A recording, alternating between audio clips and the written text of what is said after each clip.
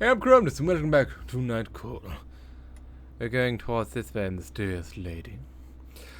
I have no recommendations for anyone. No Fragonard, no Have, no Sulim. But perhaps Annabelle Robert, with a fare of 31.99 euros, will tell me what's going on. Your passenger slips into the back seat, dragging a backpack that apparently weighs a ton. You wouldn't happen to be transporting a body, would you? I think she's hiding a body. What'd you say? She looks like the type to hide a body. I don't know. My detective skills tell me. It better not be a body.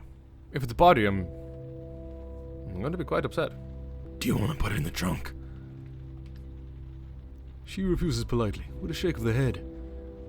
Thanks, but I'm going to have to get used to keeping it with me. It's a body. Dear God, it's a body. What else would you keep with you? Huh? Lifetime supply of taco shells? I do not think so. I highly doubt you have a life supply of taco shells. It's going to be on my back for an entire month. Dear God. And how will you handle the smell? You smile and start the cab. A glance in the rearview mirror. Your passenger is rather young, and the camera around her neck looks very expensive. Ooh. Her backpack, scarf, and clothes are fairly worn.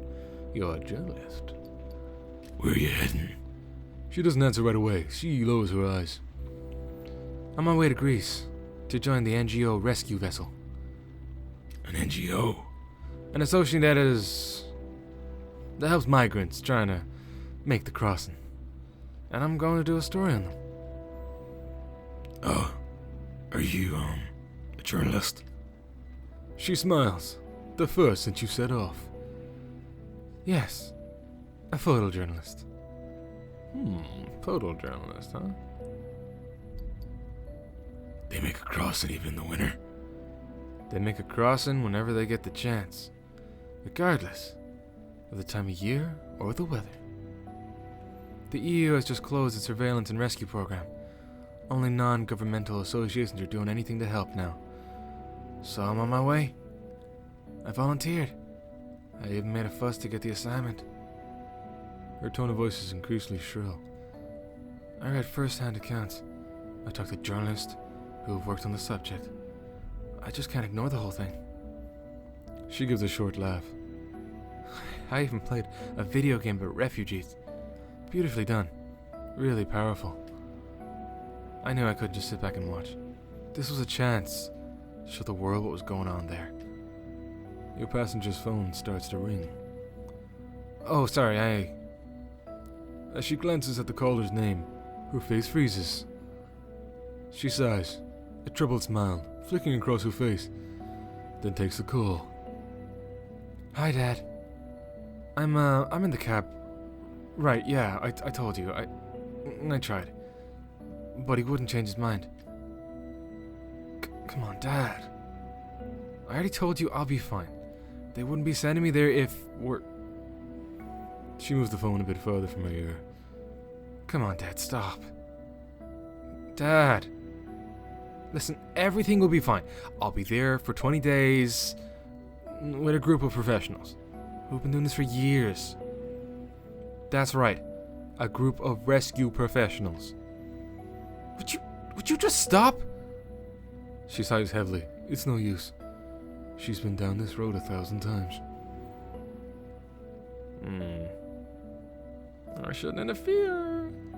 But you stepped into the right taxi. 2.0. We're about to get to a tunnel. Mademoiselle, you're, gonna get cut off.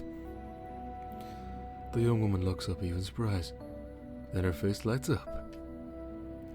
Did you hear that? I'll call you back as soon as I'm... She is interrupted again. That's right. I'll call back. She hangs up, wide-eyed, and breathes a long sigh. My parents, they can be a little much at times. She smiles.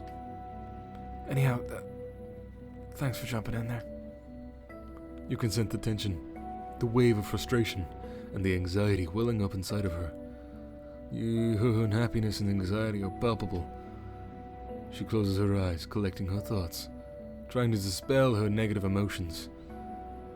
If I had only had a little time. Time for what? Time to do yoga. It really helps me relax. It's an amazing way to unwind, to calm down, and, well, just release some tension. There must be a yoga room somewhere in the airport. I can pull over if you like. She looks at you closely, not sure what to think. What do you mean? There's a gas station up ahead. A rest area for, truck drivers. There won't be anyone there right now. Alright, sure. Why not? There's no more talk for a few minutes. Your passenger glances out the window, every now and then. You drive past the gas station, the main building, the trucks. Then, get to a small, quiet rest area. A clearing, lit up by your headlights and the moon, suddenly appears. There is no one around. The air is cool. The young woman leans in towards you. Is this the place? You nod. It's, incredibly calm. As if we were in the middle of the woods. Her eyes take in every detail, every tree and bush. We're in the middle of a road right now. There's no bushes. I don't know if you've noticed, but every time even we're stopped, he's still moving. Do you come here often? Oh, to the streets that we're currently driving through? We literally went past like 3 blocks. It's perfectly safe. I know. I can sense it. She reaches for the door handle. Girl, you will be rolling and tumbling down the road if you reach for that door handle. You won't leave without me, will you? Of course not. She gets out of the cab and puts her things on a picnic table. There is no picnic table. What is going on here? Am I on something? Something going on here? There's something fishy going on here. This is a dream. This is a dream. I'm thinking it's a dream. The wind is chilly. She shivers. She gives you one last look, then closes her eyes. Bang! The murderer strikes. For a minute or two, you watch her doing yoga exercises. Okay. Taxi man, avert your eyes. We are spoken for. Dear God, taxi man, we're spoken for! He doesn't understand. He just doesn't understand. We have a cloud here. A little bit of a American town. And she's waiting for us. Hey, she wants a bit of the taxi man, and then you're just gonna give it. I'll tell you one thing, taxi man. We are a cake. No, we are a crusty, tasty pie of the favorite flavor of the person that we are giving the pie to. You know what we don't do? We don't share the slices. We give the pie to one person, and one person only. You got that? I can tell we're a bit of a player. A truck behind you pulls out of the rest area. This place has a calming effect on you, too. Some summer nights, you come here to take a nap. ... The young woman is stretching now. The headlights cast soft shadows along the dark foliage. There's no foliage. ... She's gonna die. She is dead. In the winter, you smoke a cigarette or two, waiting for potential clients to land. The young woman gets back in the cab. She says nothing. There's no need. You sense she's recovered her calm. She's recovered her calm. What? What is that? What is that? And is ready to face the rest of her journey. She has recovered her composure, perhaps. You drive away, leaving behind the clearing, the rest area, the gas station, and the calm. The young woman is sleeping. Oh. You sleep after yoga? Your eyes are wide. Your eyes are wide open.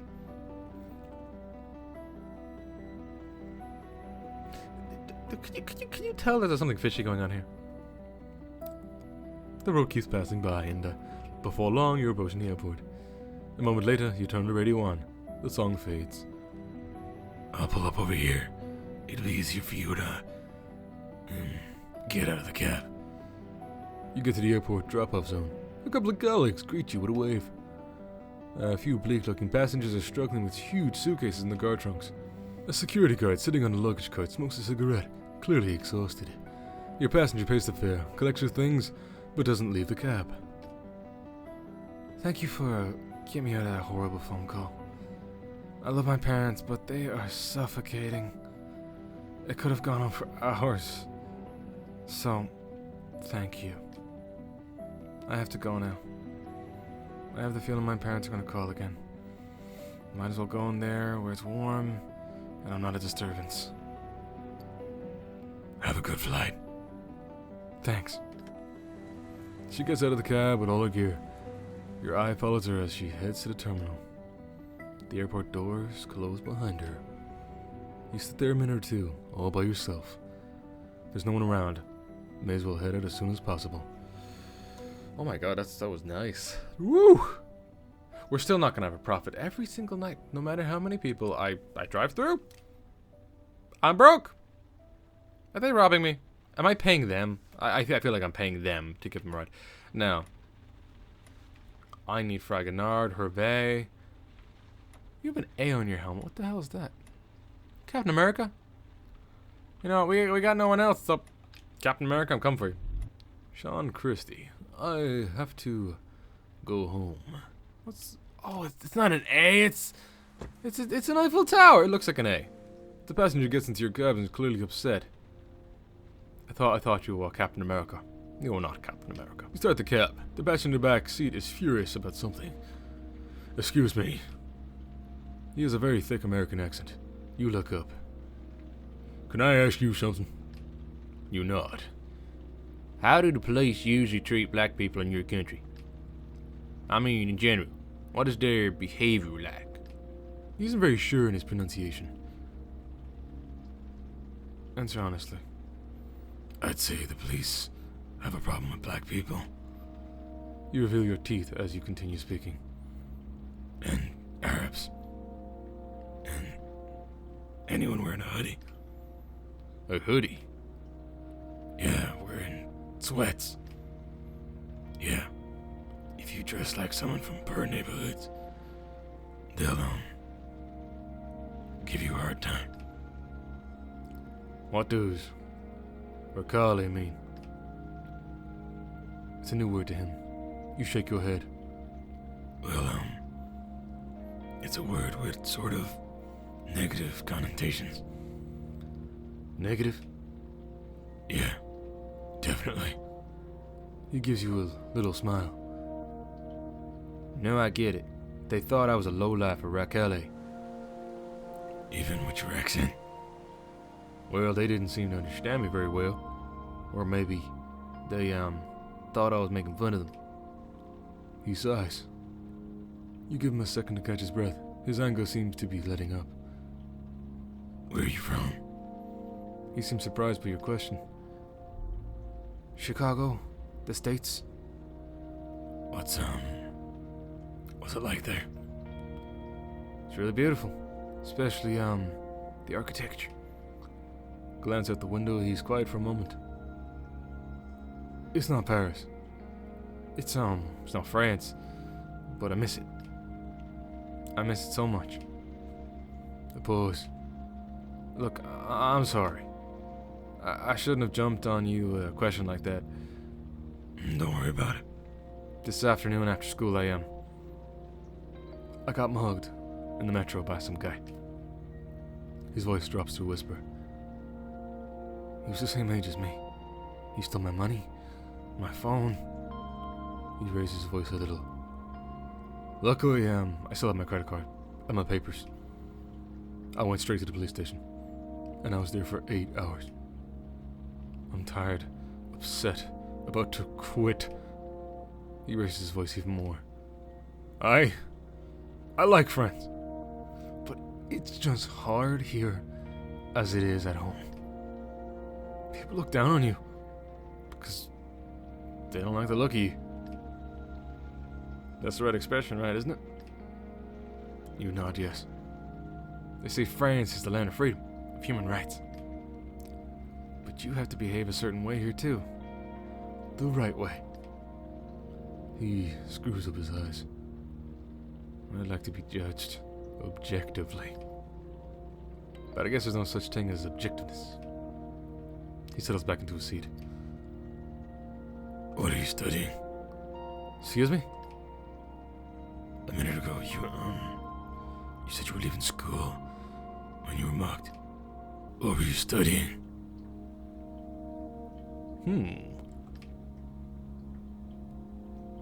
I'm studying to be a mime. Very interesting. A pause. Go ahead. Say it. I didn't say anything.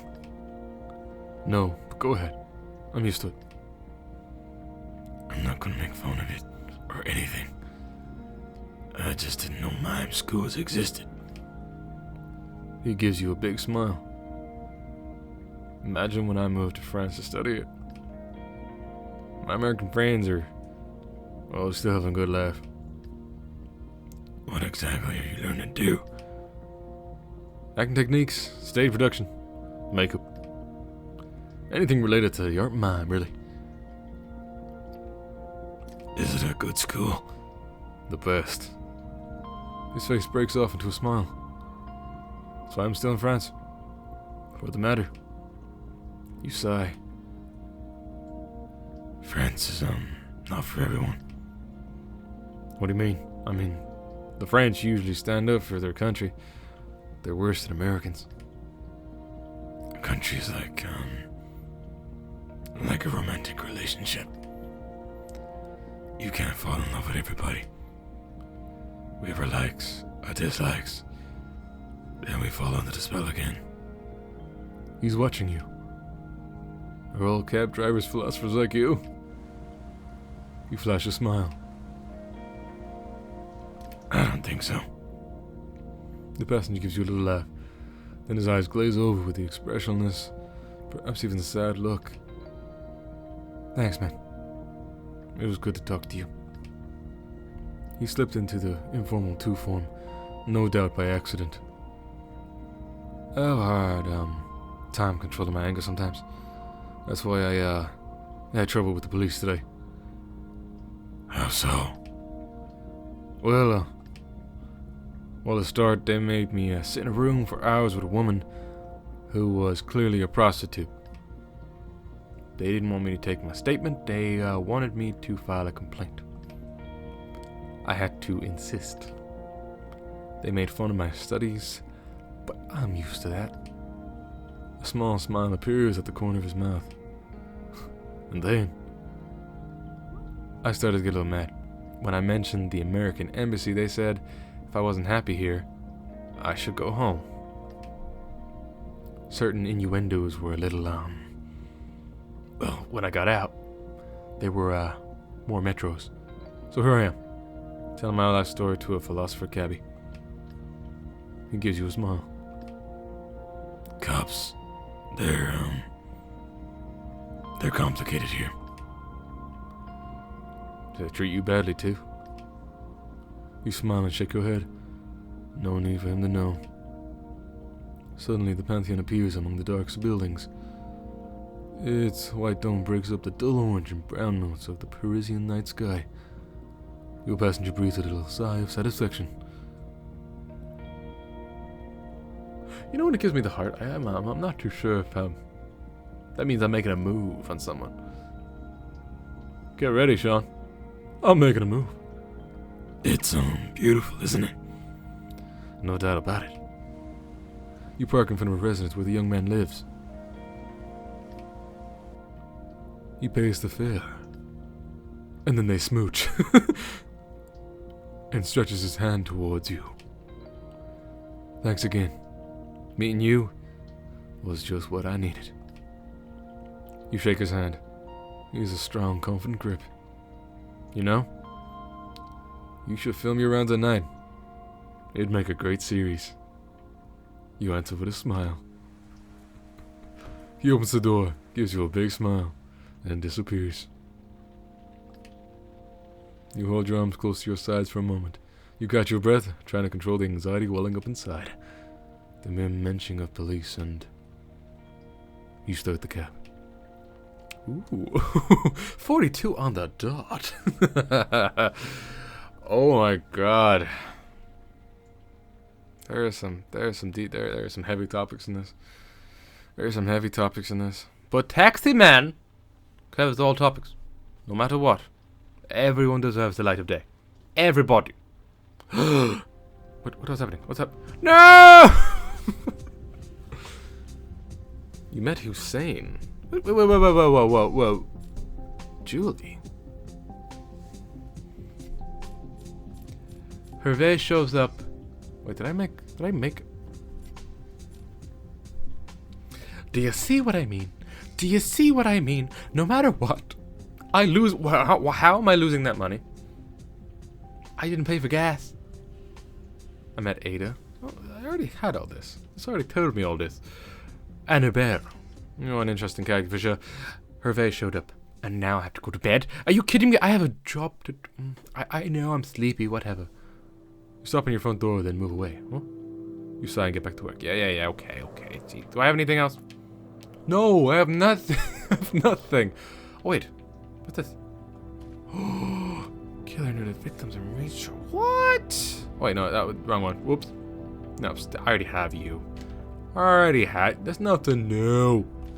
What a load of bull honky. Okay, fine. I'm going back up. I would like more progress, please. Give me FREKIN off the bat, please. I do not want to have to go looking. It's 10 o'clock. Ooh, baby. Hervé, I'm coming right for you. What was your voice again? Raspy, like this, was it? I can't remember. Well, you're going to sound like something. Hey, pal, can you help me out? I'll help you out. The door opens. It's Hervé, homeless man like hundreds of others in Paris. You've known each other for years, and every now and then he asks you for a favor to drive him someplace. I know. As usual, he greets you quietly, though he always seems a little on edge. Hey, buddy, what's up, pup? He has a strange verbal tick that you've, never really understood. You start the cab. The passenger in the back seat is whistling a funny tune. He's in a pretty good mood. You look good. Yeah, thanks. Some days are like that. Everything goes your way, hey? Belly is full, your buddy's around you to help you. You're not cold. He gives you a smile. And then you know, you get good news. Oh, really? Something you're really glad to hear. Well, out with it then. Well, it's my ex-wife. She just got married again, eh? A real love story and all. Just the way we like 'em. You're not jealous? Jealous? He shrugs. I don't believe in being jealous. Being jealous is for jerks, alright? She's happy and I am too. So why beat yourself up over being jealous? In the rearview mirror, your passenger's face clouds over, as if what he was saying had sunk in. Yeah, he's mad. Suddenly, between clenched teeth, he hisses. Oh, Hervé! Oh my god, you look up. Really? Huh? I thought you said something. Oh, no. He gives you a toothy grin. One tooth, just the one. Suddenly, Hervé opens the cab door. You can pull up over here. I don't want to get you in any trouble. The guys in the squad be a little on edge. Huh? You park the car and Hervé opens the door. I can get any information out of you. Good night and thanks again, Ken. My name's not Ken. My name is Taxi Man 2.0. He gives you a smile. Bye. God damn it. A moment later, Hervé vanishes inside a graffiti-covered building. Its imposing Art Deco facade, mesmerizing you for a moment. And then you start the cab. God damn it. Hervé. You're freaky. You creep me out, Hervé. I'm not gonna lie. But hope the ex-wife thing turns out okay. I want to hear about the CI dude. I want to talk to him. I want to see if you got more dirt. Come on, give me that dirt. Give me the dirt. I need something. I am Milo Reacher. Hussein Taxi. I need some information because I'm not doing so good right now. I need to find the judge. ASAP. You recognize the passenger getting into your cab. An American guy who works for the CIA. He settles into the back seat. Your clothes reek of alcohol. Oh no. You recognize the deep, mild voice. The slight American accent. The stories too. He's a funny guy, this one. both reassuring and disturbing. He gives you an address with a heavy sigh. You start the cab. Looks like I made a mess of things again. Silence hangs in the air. Your passenger seems to be formulating his thoughts. You married, amigo? You shake your head no. Got a girlfriend? Another negative nod. That's too bad. A good-looking guy like you, all alone. What a waste. He gazes absently out the window. Americans are like that, laid back yet distant. Maybe it's the booze, amigo, but I can't get this woman out of my head tonight. Man, what a woman. I'm not gonna tell you where she's from. You'll just ask a ton of questions. And if you ask questions, I'm gonna have to lie to you, pal. And with you, I don't wanna lie. You look like you're a chick type. I love that French expression. Chick type, a good guy. A far off look comes over his face. Where's she from? He clears his throat, then falls into a long silence, as if wondering where to begin. It's all started in places in Africa. Between me and you, pal, I really like Africa. People, there are more alive. Serious. You just need to spend a couple weeks there. No more than that, and you go nuts. You clench your teeth and remain perfectly still. We were working with this minister there. Not a chick type like you. A traitor. A real son of a bitch. Yeah, I can imagine. He stares blankly into space. Wonder if he's divulging some big secret, and then continues his story. A note of bitterness has crept into his voice. Anywho, the guy was getting difficult. We had two choices. Either convince him to see things our way, or sabotage his car. That's what makes work in Africa so easy. The cars, I mean. Every continent has its own little quirk, way of getting things done without any trouble. In Africa, it's the cars. So I contacted the minister's family, and I met his wife. A lady, of course. She was beautiful, amigo. Such a beauty. His voice is slowed, like a worn-out LP.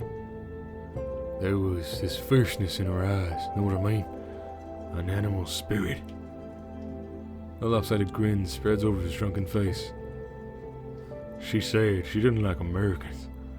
Preferred the French with their straightforward ways. She made me laugh. When someone dies in Africa, there's always a Frenchman in the picture. He's supplied the bullet, the gun, or the guy who got shot. He runs his fingers along the seam of his jeans. The material is heavy, almost coarse. She was so beautiful. He's gone off to some faraway time and place.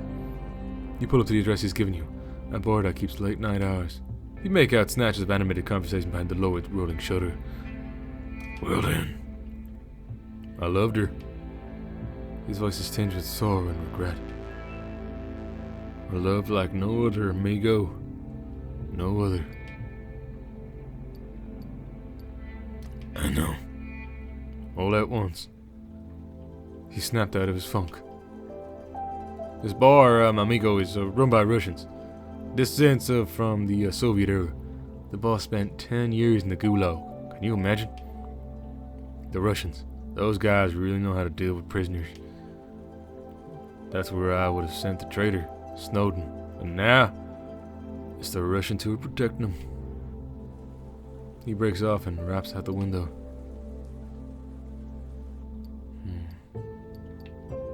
Snowden. Anyway, who cares? He was a traitor. Real son of a bitch. He reaches into his pocket and hands you a tip. Damn. I'm curious if we can get information from certain people that will lead us closer to the judge. You hesitate a moment, then accept the crumpled note. Crumpled note? Probably money. As he exits the cab, he offers you his parting words. Not a word about what I told you tonight, okay? His words hang ominously in the air. Not a word to anyone about this dive. He climbs out of the cab, howling with laughter. You sit there a moment, feeling pretty dumb. You start the cab. Whew. Thanks for the 69 cents. We like that. Holy shit. We just got threatened by the CIA, dude. I like you, mister, but, oh, you're scary. Can I, just anyone, come on, give it to me. Hello, FREKIN. You better give me something good tonight. I already talked to Hervé. I need something good. You recognize the ex-passenger getting you to cab a car. The detective. Your suspect. I know. He has a tired look about him. And not just because it's early. His voice drags. The usual place. St. Louis Hospital, then. You start driving. You notice right away that your passenger's cold. Very cold. In fact, he is shivering and chattering his teeth. You start driving, but keep an eye on him. Are you okay? Yeah, no worries. I'm not cold, it's my medication. Pretty bizarre side effects. 1 minute I'm hot, next I'm cold. Not really much fun, really, but it's for my own good. His face says otherwise. He's not quite convinced. Actually, maybe it is cold. It hasn't been this cold in ages. Since, 1982, I think. 83, maybe. And almost in a whisper he adds, The year of the tiger. The Chinese year of the tiger. He's smiling now, but continues shivering ever so slightly. No, the year we hunted down a tiger in Paris. Nothing to do with the Chinese. It was a really nice story, actually. Well, maybe nice isn't the right word. You'll see. Alright, I'll get my mind off things. He has a nervous laugh and is clearly uncomfortable. Probably not used to appearing fragile. It was late December. The weather was crap. I never have been so cold in my life. The water in the fountains and goods were frozen. At the office, most of my colleagues were sick. Stuck in bed. I was sick too, but I was new, so I sucked it up. I was blowing up my nose every 5 minutes. My nose was red. My breath reeked of cough drops. We all looked like we were about to keel over. The switchboard phone rang and no one answered. I sighed, got up, picked up the phone. A woman screamed in my ear. A tiger! She had seen a tiger, orange and black, big as a motorcycle, in the Rue de Bougie. I burst out laughing, told her it was a good prank and hung up. Less than a minute later, the phone rang again. The second line too. Then the one in the chief's office. He points out to a different area of the car, as if he can still hear the phone ringing. A tiger! A really big one! Rue de Bougie, Rue de Seine, Rue de Beaux-Arts. The passenger rubs his chin and seems deep in thought. We were starting to think that something fishy was going on. So we got on. We grabbed our coats and scarves. One of the guys from the squad called in his brother-in-law who works at the zoo in the Vicinage. Vicinage? The Vicinage. He sighs. Outside it was snowing buckets. Huge flakes the size of your gear shift here. We were better off on foot. When we got to St. Michael, we walked down the Quai de Grands. I am pronouncing all of these wrong. I'm not an expert at the old French language. I'll say that. Okay? It's just soiree. Knocking on doors. The people we talked to wanted us to take their word for it. They swore they'd seen a tiger. And they were dead serious. We walked the streets. The snow was slowing, but only barely. He looks at you. I'm sure you're familiar with that moment. In the middle of the night when Paris is completely quiet. You nod. It's incredible. Like the, city just stops for a moment. Yeah. It was just like that. Utter and total calm. Absolute silence. The team broke into pairs. We checked the alleys and passageways. Back then, the neighborhood was like Swiss cheese, with hooks and crannies all over. Garages built without permits. It wasn't the highbrow neighborhood it is today. He heaves a sigh. He seems sad. He went into this narrow street because my partner thought he saw paw prints. And he was right. There was snow all over the dumpster, on the roof of the garage, the building's balconies. The tiger had climbed up there, so we followed. We pulled out our weapons and started after the prints. Dumpster, garage roof, balconies. My partner was huffing and puffing. Huge puffs of steam were escaping from his mouth. Your passenger snickers. He stopped and told me it must look like our ancestors, like prehistoric men wielding flint spears. We couldn't help laughing. We knew how stupid we must look. We got up to the roof. The tiger was there. Damn, what a shock. It was a magnificent beast, almost 2 meters in size, maybe more. It took our breath away. The tiger looked at us. There was fear in his eyes. He was shaking. We realized we'd screwed up. We never should have come. If it attacked, we had to kill it. But neither of us wanted to kill it after seeing it. It stared at us. Paris was utterly calm. No snow as far as the eye could see. A white skyline. And then... The passenger pauses.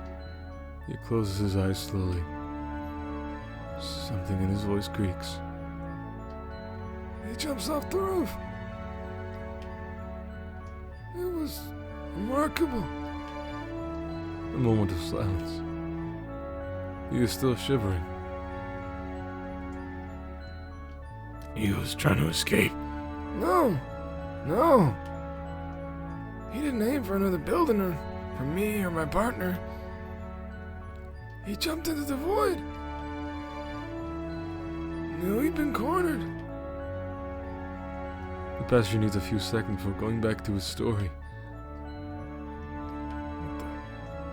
You get the impression he's still shaking as much as he got in. Now, where was it? Oh yeah. We leaned as far as we could off the roof to look below. It looked like he was asleep, lying comfortably on the snow. A giant orange and black spot on the featherbed. He watches the street go by. The hospital is close now. What happened next? Paperwork. Lots of paperwork. The squad really took it to heart.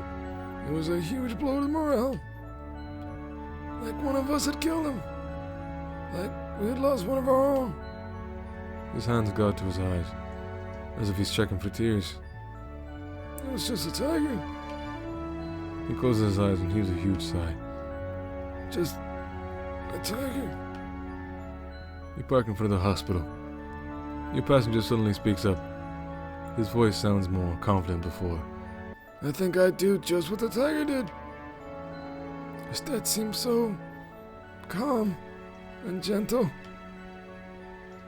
It can't hurt too much to fall into a bed. The feathers. He glances quickly at his shaking hand. In the rearview mirror, the police inspector seems oddly small, as if he had shrunk during the ride. Seriously, it can't hurt too much. He hands you his money and gets out of the cab. You watch him walking away without saying a word. The sliding doors at the entrance to the hospital take far too long to open. You drive away. A tiger? I'm looking for you, Slim. Where you at, buddy? Oh, I'm gonna find you. Oh, I'm gonna find. You're driving along with a strange, burnt smell suddenly fills the cab. You look around, sniff. Is there something coming from outside? I was looking for Slim. I was going through the different refusals so I could possibly get him up. What's going on? I'm gonna park the car. As soon as you see a free spot, you pull over and park. You freeze. Something or someone is in your taxi. A woman's voice resonates around the cab. Oh God. I need a better signal.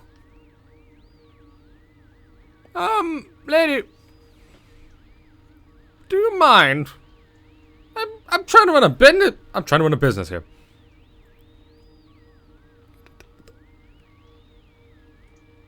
Alright, lady, I have a serious question for you now. One of my favorite films, Big, Tom Hanks. Can you You know what? You're useless. Useless. Whatever. You turn around slowly. A young woman has appeared behind you. Don't shout. I'm afraid I'll lose the connection. I don't have much time. There's something strange about her face, as if she's several different people at once. Listen to me carefully. I come from the future, and you must know that I have met you. She stopped moving, like a computer glitch. She stays this way, still, frozen, then suddenly starts moving again. Her reporting has to reveal the existence of underground laboratories. She absolutely must go to Syria. It's essential in delaying the creation of the virus. Other teams are currently... She suddenly realized she's just appeared in your taxi. Fuck! We can't seem to stay on target with the timeline we are determined. She leans towards you. I have another name on my list. Pauline. Pauline Hooray. You've never heard of her. I don't have much information on her from this time period, but she was supposed to go meet her future with her life in Canada. Pauline is a... Her eyes tear up. She's central to our plan. Your plan? We don't have much of an impact on the past like we'd like, but we can make a very slight impact. It's like a hand-woven rug. You have to go line by line, very patiently. Pauline and the others I mentioned have a role to play. Her voice fades. And so do you. I do? Yes. Even a driver. Her voice starts to break up. There's a problem. Our connection is falling apart. An unbearable whistling noise starts coming from the radio. When you turn around, the old woman has vanished. Oh, there's something going on here. This game's gonna start opening up now. Tell me your secrets. Shit. What the hell was that? The bad smell slowly fades and you start driving again. Holy shit! I just had a run with a future person. And she wouldn't even turn me into Tom Hanks. What a bitch. Oh, you know what? I've had enough. I've had enough. I can't fight Salim. The future comes to me and tells me I must find Pauline. I'm looking for ladies now. That's right, I'm a ladies' man. A ladies' man on the hunt for ladies. For Pauline Hooray. You won't like it when I find you. You're going to be taken by the time people. But I'm going to leave this one here anyway, so I hope you guys are enjoying. Leave a like if you are, and I'll see you in the next one.